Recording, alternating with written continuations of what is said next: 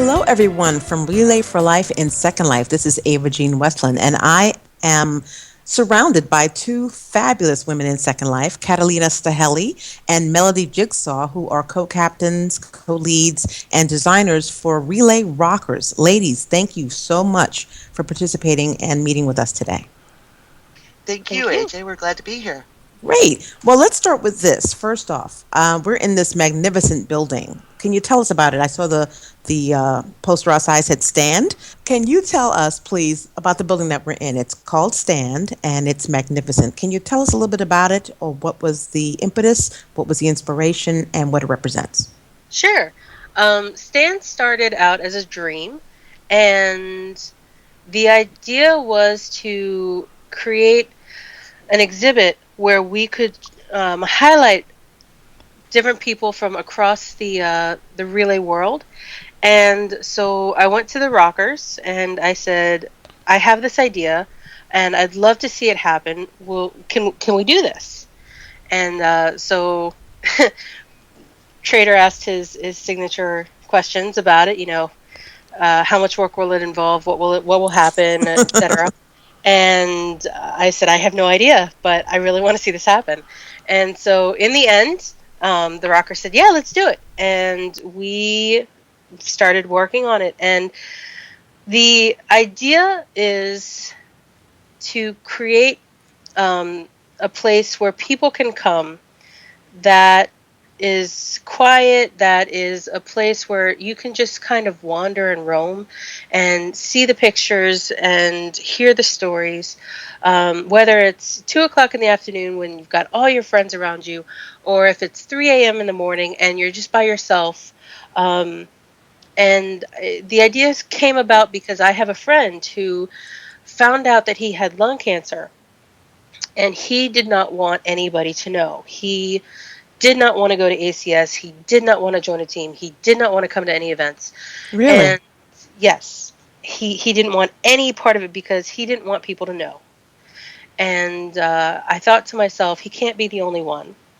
So what if we could create a place where he could go, or anybody could go, without feeling like everybody's staring at him?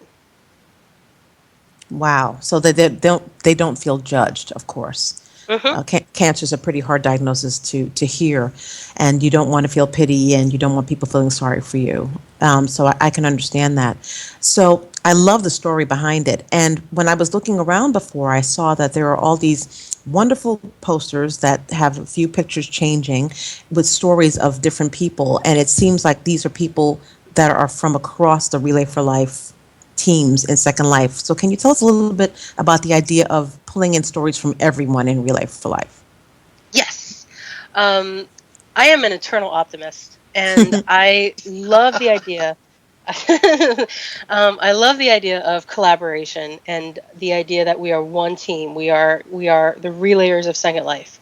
And so when we started the process, I talked to Melody and we talked to the Rockers, and we started looking for people across the grid who met only one criteria, and that criteria was they had to be someone who either was a fighter currently going through their fight with cancer, or a survivor of a cancer. And so we reached out to all the teams. We reached out to anybody in the survivor groups. We reached out to people and said, do you know anybody? And in the end, we got 19 individuals from across the grid, from every walk of life. We've got people who are part of the furry community. We've got tinies. We've got, a wonderful Korean woman. We have people from all across the grid, and we have people from all areas of cancer. And we have people who had just found out, who had just been diagnosed, and we're still waiting for test results to come back. We have Wow. people who have survived cancer twice over. And we have one gentleman who, when we started in January, he was still waiting for his results. And when we finished it in May and he came to the exhibition, he came with an all clear from his doctor. He had Yay! won. Yeah, it was Well, and amazing. And I'll tell you, AJ, the part that struck me about this whole thing is I had no idea what we were asking these people to do in telling their stories, in rethinking and reliving and getting all of the details of what they'd gone through down on a note card so everyone could see it. I don't think I had any clue what that was going to mean to them and the impact that would have. And that's what struck me about the whole event. That's amazing because I think something that you mentioned before about all walks of life, and also because it's Second Life, that means it's people from all over the world as well. Hmm. Different types of cancer, different types of avatars, and different parts of the world, which shows you that cancer, it has no filter. It doesn't care. So I love the idea of bringing everyone together. And the build, by the way, is just beautiful. Can you tell us a little bit about who designed it, who built it? Go, Kat. Well, when I was talking to the Rockers in January, I said this is what I want to do, and I need a builder, and they said, well, what is it going to take? I said, I'll take care of the photos, I'll take care of the advertising, I'll take care of everything. I don't know how to build. I need a builder, and I ended up with Melodie, and Yay. I tried to create, like, I tried to put down this vision of what I saw in my head, and because I am not a builder and I have She no experience, lies. She's a builder. I put In her it down. mind. Yeah, I put it down full size, and so she landed, and she was looking around, going, "It's almost done," and I was like, "What? No, no." You didn't She know your And own strengths. she doesn't. She lies. She's a great builder. She's got a vision that I've not ever seen before in anyone else. So my whole job with this build was to come along and straighten angles and get rid of duplicate prims and make sure things are kind of logically there. But the whole layout, the design is Kat's. It was in her Wow. head and she plunked it down on the ground and it was beautiful. That's amazing. Now, I noticed that with some of the posters, well, actually, with all the posters of the different people from the different relay teams, there's a kiosk in each alcove. Can you tell us about those different kiosks? sure, each alcove has, a different individual, and the kiosk is one that person chose to put there. So whether it's their own team's kiosk or a team that they chose, in some of their cases they weren't part of a team, so they said, yeah, you can donate to that one or that one. So when we set it all down, we wanted to create that unity and that vision. So we invited everybody to we put the kiosk that they chose in the alcoves, and we also had a week-long celebration as an opening, and we invited DJs from all across the grid to come and take part in this, and they also got to put down their own kiosks. Nice, very nice, and good music too. That's always a good combination. Money and music, very good combination. Always. So let me start with Melody. I'm going to ask you both this question. Melody, how long have you been relaying, and what made you relay? I was trying to remember my first relay last night. Kat and I were discussing it. I believe it was back in 2010, maybe 2011. A friend of mine brought me and showed me relay one year, and it was during probably the fight back ceremony because I remember everybody with crazy capes and running down the track.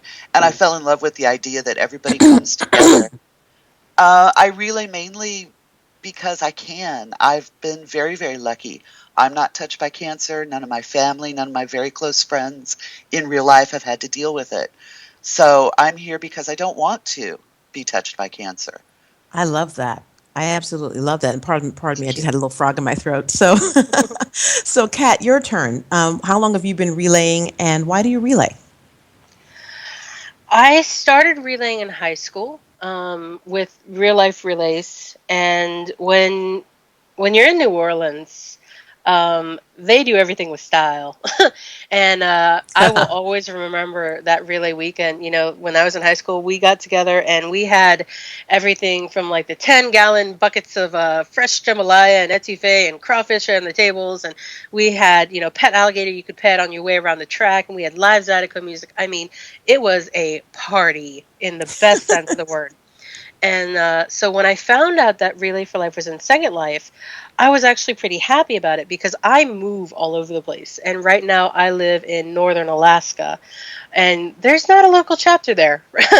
Right. So being able to do it online, I was very, very excited about that. And I relay for a lot of reasons. On the day I was born, my first grandfather passed away from colon cancer, and he had lived just long enough to find out that he was a grandpa, and that Oh, mom and grandbaby were doing okay, I and he always passed tear up when away. you tell that story. wow. And I lost my second grandfather when I was about 10 or so, and he passed away from pancreatic cancer. And then I've had a student of mine, a little 5-year-old, who has a certain diagnosis where they are projecting he is going to get tumors in his brain, and he probably will not live to be 20 or 25. And Wow. so his future is in our hands right now. His future is now. That's I couldn't have said it any better. His future is now, and that's why everyone relays now, so that in 10 years that it will be a dream, hopefully, and that he Hmm. won't ever have to worry about it. Thank you for telling us that story. That's just marvelous. And I want to thank both of you so much, not only for what you do and what you've done, but for also just coming and talking to us, because I think people out there, especially people who don't know Second Life, I think this will give them an idea of what we really do here. So thank you both so much for participating today. Thank you Thank for you coming. for We having me. love showing this place off. Yes.